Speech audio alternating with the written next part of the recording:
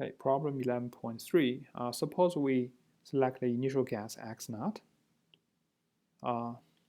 and a real symmetric positive definite matrix H naught, and compute this HK. Suppose we compute the HK. So we'll do this iteration, we'll compute the HK, and we'll compute the DK in this way using the quasi-Lewis method. And then we do this XK update using the exact line search. Alpha K is actually the minimizer of the line search function. Then now for quadratic functions, we try to find the expression of alpha K in terms of these quantities. And then we want to give a sufficient condition for the HK such that the alpha K is positive.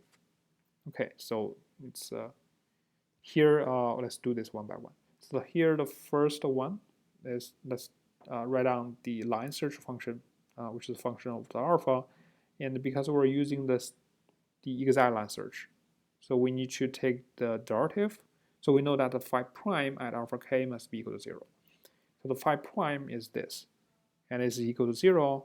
And remember that for quadratic function, this is just a q times whatever inside minus b. Okay, so we just substitute that inside, and then we'll have a equation for alpha k, and then we solve that for that alpha k. So the alpha k is just this.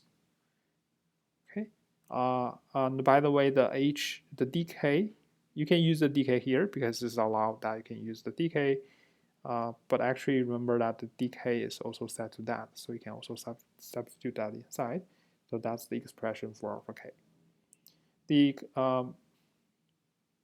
sufficient condition for the alpha k to be positive is that, remember that if we set dk to that and the hk is positive definite, then this dk must be a decent direction. And if it's a decent direction, then by the line search, exact line search, alpha k must be a positive step size. So one of the possible sufficient conditions for this alpha k to be positive is that this hk is positive definite matrix. Okay, so that's the answer is the second question.